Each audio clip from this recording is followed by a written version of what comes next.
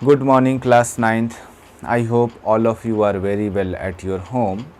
In last lecture, we have seen the procedure to find the factors of quadratic polynomial. In today's lecture, we will discuss to find the factor of cubic polynomial. As you can see on the board, exercise 2.4 and question number 5. There are 4 parts of this question and we will try to do all these part. Okay, so first of all I want to explain you the division method, long division method of two polynomials, where one polynomial is dividend and another is divisor. So let's see the example number 7 of NCERT textbook.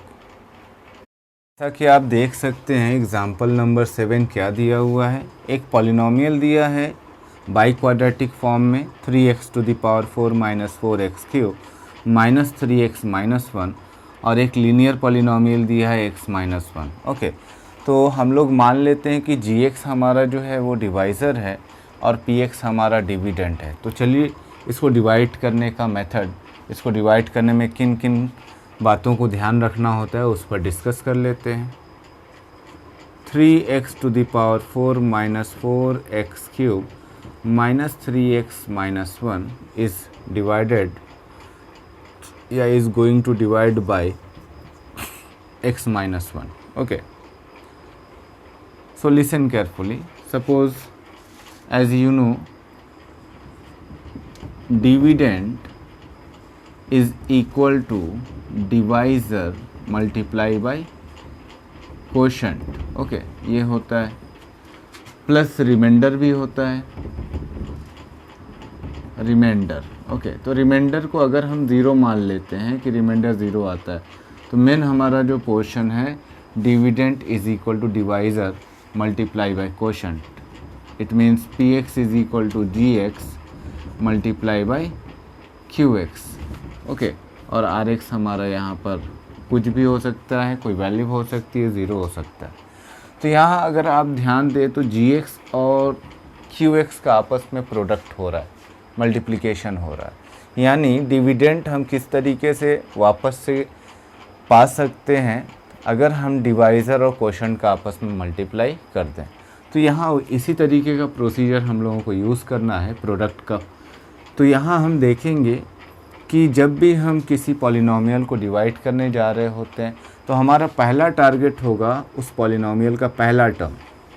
एक चीज़ और आपको ध्यान रखनी है कि कोई भी polynomial वो अपने स्टैंडर्ड फॉर्म में होना चाहिए, यानी डिग्री के डिक्रीजिंग ऑर्डर में या इंक्रीजिंग ऑर्डर में। ओके, तो जनरली डिग्री के डिक्रीजिंग ऑर्डर में पावर की ये घटते हुए क्रम में लिखा होना चाहिए। अगर ऐसा नहीं लिखा है तो आप उसको लिख लीजिए। ओके, तो सबसे पहला जो टर्म है हमारा वो 3x टू द पावर 4 है हमारा। इसको जो है कि टारगेट होगा कैंसिल करना, तो x में किससे मल्टीप्लाई करेंगे 3x टू द पावर 4 आ जाए, क्योंकि हमें मालूम है कि डिवाइज़र में हमें मल्टीप्लाई करना है क्वोशंट से, तभी हमें डिविडेंड इस कंडीशन में मिलेगा।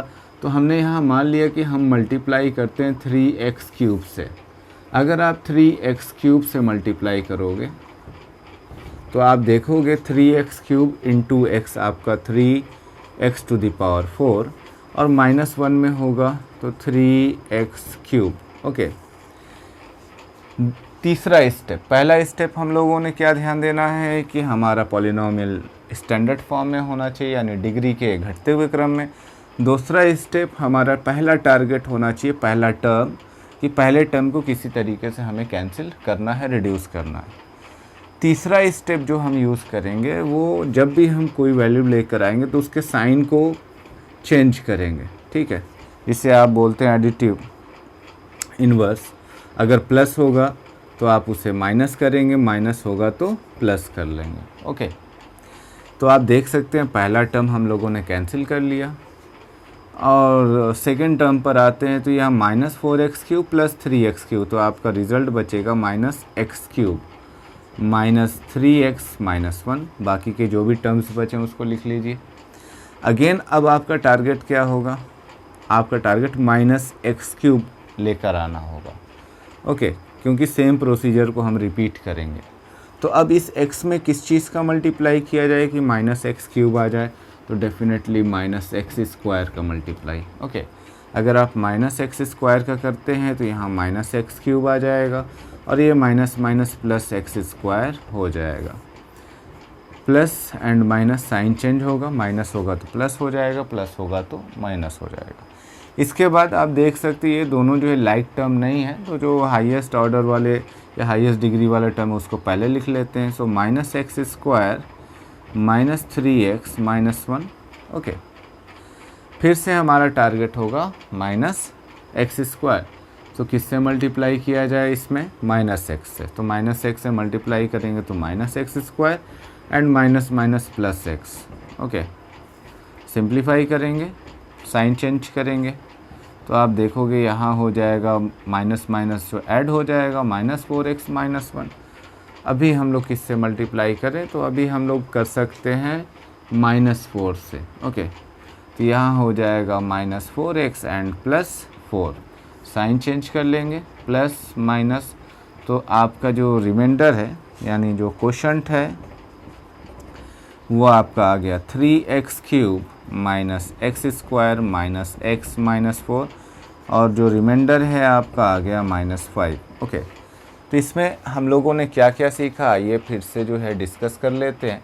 हम लोगों ने पहली चीज़ सीखी कि अगर दो पॉलिनोमियल दिया हो तो उन दोनों पॉलिनोमियल को स्टैंडर्ड फॉर्म में होना चाहिए, यानी पावर के डिक्रीजिंग ऑर्डर में होना चाहिए। ओके, दूसरी चीज़ हम लोगों ने सीखी कि हमारा जो डिविडेंट है उसका पहला टर्म जो हाईएस्ट ऑर्डर डिग्री वाला टर्म है वो टारगेट होगा कैंसिल होने के लिए।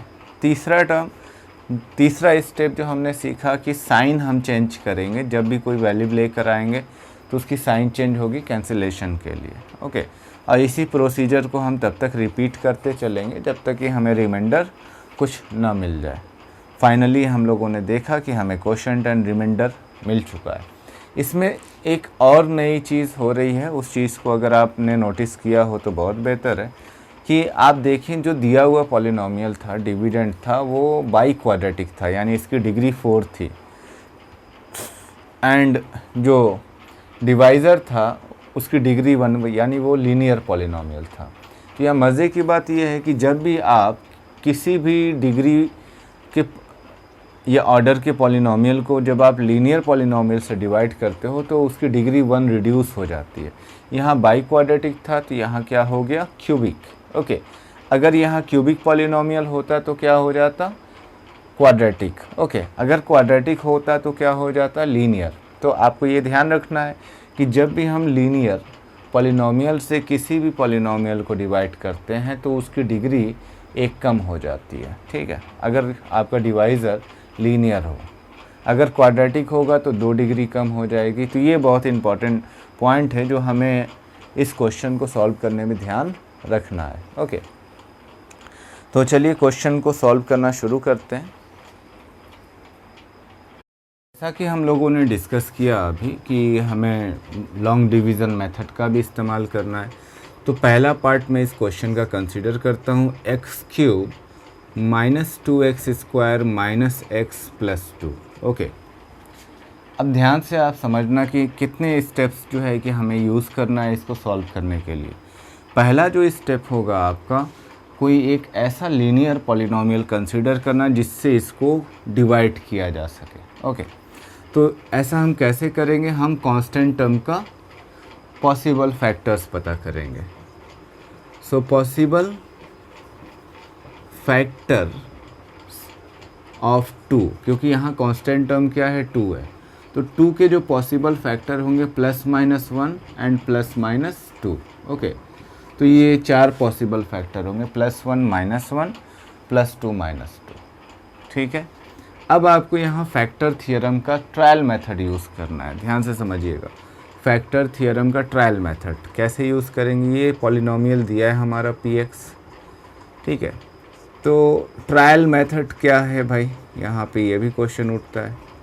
ट्रायल मेथड एक प्रोसीजर है इसका एक फैक्टर पता करने का, क्यूबिक पॉलिनोमियल का। तो आप +1 रख कर चेक करें कि क्या आपका रिज़ल्ट यानी वैल्यू ऑफ पॉलिनोमियल 0 आ रहा है या नहीं आ रहा है। तो मान लेते हैं let x is equal to 1। अगर हमने यहाँ 1 माना तो चेक करते हैं कि क्या px हमारा 0 आ रहा है या नहीं आ रहा है। तो p1 इज़ इक्वल टू 1 का क्यूब माइनस 2 1 का square minus 1 plus 2।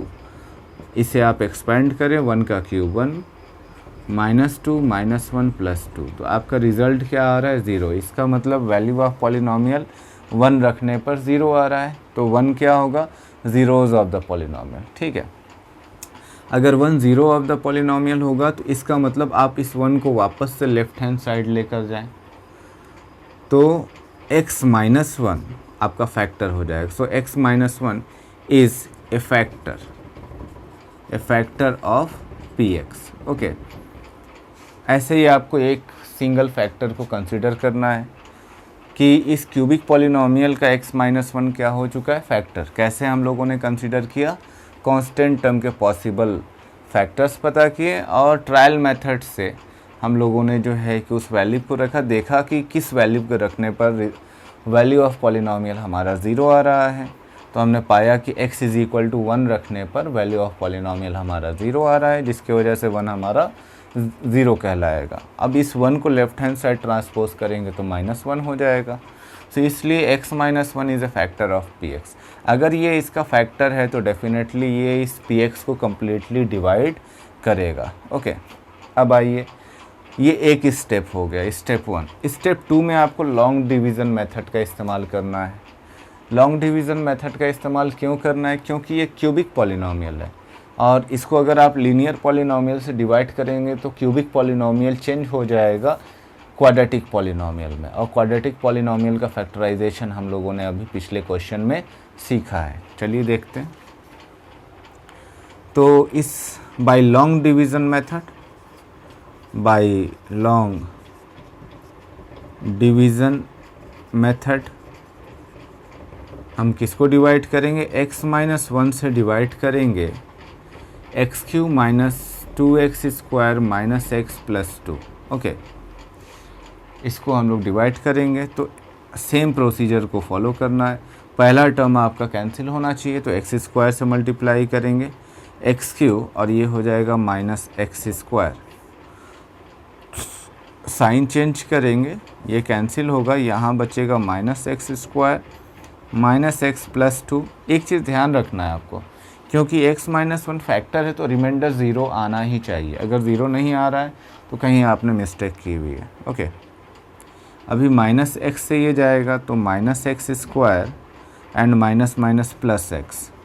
Sign change करेंगे, प्लस माइनस, तो ये माइनस 2x प्लस 2। ओके, अभी हम किससे ले जाएंगे, माइनस 2 से, तो माइनस 2x प्लस 2 और साइन बदलेंगे तो हमारा रिज़ल्ट क्या आ गया, रिमाइंडर 0। ठीक है, अगर ये रिमाइंडर 0 है तो हमें यहाँ पे जो क्वोशंट है वो किस फॉर्म में मिल गया, वो मिल गया क्वाड्रेटिक इक्वेशन के फॉर्म में, क्वाड्रेटिक पॉलिनोमियल। इसका मतलब कि जो हमारा px है अब वो दो टुकड़ों में बट चुका है, gx एंड qx। ओके, तो px हमारा जो है कि क्या था भाई, तो px हमारा यहाँ पर है, चूँकि स्पेस कम है तो मैं px को फ़िलहाल नहीं लिख रहा हूँ, gx और qx को कंसिडर करता हूँ। तो gx हमारा क्या है, x माइनस 1 एंड qx क्या आ गया, x square minus x minus 2, x square minus x minus 2। Okay, अब इस क्वाड्रेटिक पॉलिनोमियल को आप आसानी से फैक्टराइज कर सकते हैं। चलिए करते हैं। So x minus 1 as it is रहेगा, इसको हम लोग फैक्टराइज करते हैं तो इसका प्रोडक्ट आ रहा है निगेटिव माइनस 2। ठीक है, तो इसका मतलब मिडिल टर्म आपको सब्ट्रैक्ट होकर मिलेगा, तो 2 1 जा 2, 2 में से 1 जाएगा 1, तो आपका हो जाएगा x square minus 2 minus 1 x minus 2, तो x माइनस 1 और ये हो जाएगा आपका x square minus 2x plus x minus 2। Okay, so x minus 1 common लेंगे तो x कॉमन लेंगे तो बचेगा x माइनस 2 प्लस 1 कॉमन लेंगे बचेगा x minus 2। So x minus 1 x minus 2 and x plus 1, यही हमारा px का फैक्टर होगा। ओके, तो देखा कितना आसानी से हम लोगों ने इस क्यूबिक पॉलिनोमियल के फैक्टर को फाइंड कर लिया। इस क्यूबिक पॉलिनोमियल के फैक्टर को फाइंड करने के लिए आपको क्या आना चाहिए, आपको जो है कि लॉन्ग डिवीज़न मेथड आना चाहिए, आपको ट्रायल मेथड समझ में आना चाहिए। ट्रायल मेथड क्या था कि आपको उस कांस्टेंट टर्म के पॉसिबल फैक्टर पता करने हैं और उसमें से सभी टर्म्स को, सभी वैल्यूज़ को रख कर चेक करना है कि किसको रखने पर ज़ीरो आ रहा है, तो उससे आपको linear polynomial as a factor मिल जाएगा। लॉन्ग डिवीज़न मेथड यूज़ करेंगे तो आपको जो है कि रिमाइंडर ज़ीरो मिलेगा और कुछ क्वेश्चन मिल जाएगा। अगर पॉलिनोमियल क्यूबिक है तो आपका क्वेश्चन जो है क्वाड्रेटिक पॉलिनोमियल होगा। फिर आप इस पैटर्न को फॉलो करके उसको भी फैक्टराइज कर लेंगे और फाइनली आपका रिज़ल्ट आ जाएगा। ओके, आई होप कि आप लोगों को बात क्लियर हो गई होगी। चलिए नेक्स्ट पार्ट कर चेक करते हैं।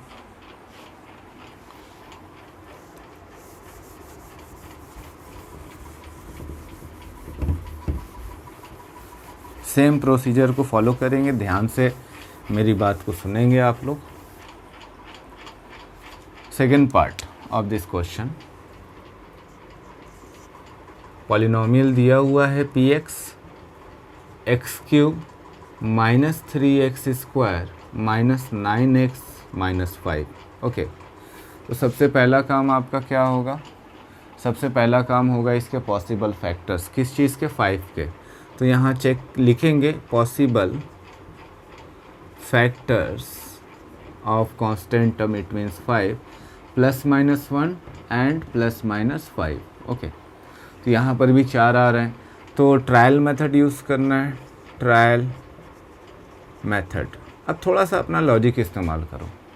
क्या लॉजिक इस्तेमाल करना है कि यहाँ 4 वैल्यूज़ हैं, अगर सबको बारी बारी रखेंगे तो थोड़ा सा लिखना लंबा हो जाएगा, तो आप माइंड में ही कैलकुलेट करो कि क्या रखने पे आपको ज़ीरो मिल जाएगा, सीधे उसी वैल्यू को कंसिडर करो।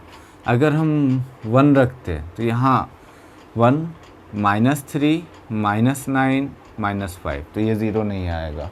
अगर माइनस 1 रखते हैं तो चेक करते हैं, माइनस 1 माइनस 3 प्लस 9 माइनस 5, तो ज़ीरो मिल जाएगा। इसका मतलब माइनस 1 जो है कि सही वैल्यू है। तो यहाँ मान लेते हैं ट्रायल मेथड में let x is equal to minus 1, तो p माइनस 1, तो माइनस 1 का क्यूब माइनस 3 माइनस 1 का square minus 9 minus 1 minus 5। Okay, so minus 1 का क्यूब माइनस 1, ये माइनस 3, ये प्लस 9 एंड माइनस 5, ये पूरा आपको ज़ीरो मिल जाएगा। तो value of polynomial x is equal to minus 1 पर क्या आ रहा है, ज़ीरो। ओके, इसका मतलब माइनस 1 एक ज़ीरो होगा और माइनस 1 इधर लेकर आएंगे तो वो प्लस 1 हो जाएगा। It means x, so x plus 1 is a factor of px। x plus 1 क्या बन चुका, अब एक फैक्टर। अब इस लीनियर पॉलिनोमियल से आप इस क्यूबिक पॉलिनोमियल को by long division method divide करेंगे तो आपको quotient as a quadratic polynomial मिल जाएगा और फिर उसे आसानी से हम फैक्टराइज कर सकते हैं। तो आइए करते हैं। x प्लस 1 से हम लोग डिवाइड करेंगे x cube minus 3x square minus 9x minus 5 को बाय लॉन्ग डिवीज़न मेथड। तो सेम प्रोसीजर यहाँ फॉलो करना है, आपको पहले टर्म को कैंसिल करना है, पहले चेक करना है कि पॉलिनोमियल आपका स्टैंडर्ड फॉर्म में है या नहीं है, ठीक है। फिर उसके बाद 1 बाई 1 सभी को आपको कैंसिल कर, चूँकि x प्लस 1 आपका फैक्टर है तो रिमाइंडर ज़ीरो आएगा ही आएगा। ओके, तो यहाँ एक्स स्क्वायर से मल्टीप्लाई करते तो यहाँ x cube plus x square, sign change करते माइनस माइनस, तो ये आपका हो जाएगा minus 4x square minus 9x minus 5। Again minus 4x से ले जाते हैं तो ये minus 4x square minus 4x, sign change करते हैं तो यहाँ माइनस 5x माइनस 5, तो माइनस 5 से जाएगा तो माइनस 5x माइनस 5, साइन बदलेगा तो रिमाइंडर आपका ज़ीरो आ जाएगा। ओके, अब आपको मालूम है कि इस डिविडेंड को हम लिख सकते हैं product of divisor multiply by quotient. So px is equal to gx multiply by q x. तो आपका क्यू एक्स क्या आ गया? आपका क्यू एक्स आ गया है x square minus 4x minus 5। Okay, तो इसको यहाँ लिख लेंगे। जी एक्स हमारा क्या था? x प्लस 1 था, और क्यू एक्स हमारा आ गया है x square minus 4x minus 5। अभी आप इसको by splitting the middle term factorise कर लें, तो x प्लस 1 और ये हो जाएगा आपका प्रोडक्ट माइनस 5 आ रहा है, और तो इसका मतलब जो है प्रोडक्ट हमारा अगर निगेटिव है तो मिडिल टर्म सब्ट्रैक्ट होकर मिलेगा। तो 5 1 जा 5, 5 में से 1 गया 4। सो एक्स स्क्वायर माइनस ब्रैकेट में 5 माइनस 1, ओके, एक्स माइनस 5। सो एक्स प्लस 1 और ये हो गया x square minus 5x plus x minus 5। Common लेंगे,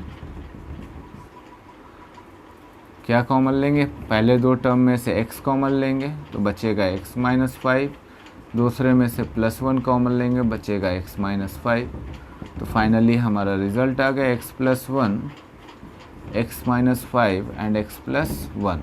ओके, ये हमारे पॉसिबल फैक्टर्स हो गए। आई होप कि अब आपको सारी बातें बिल्कुल क्लियर हो गई होंगी। ओके, और बाकी के जो दो पार्ट बचे हैं इसको आप लोग कोशिश कीजिए करने की। नहीं आता है, अगर नहीं हो पाता है तो आप कमेंट बॉक्स में लिख सकते हैं कि सर इसको भी आप करवा दीजिए। ओके, तो थैंक यू फॉर वॉचिंग।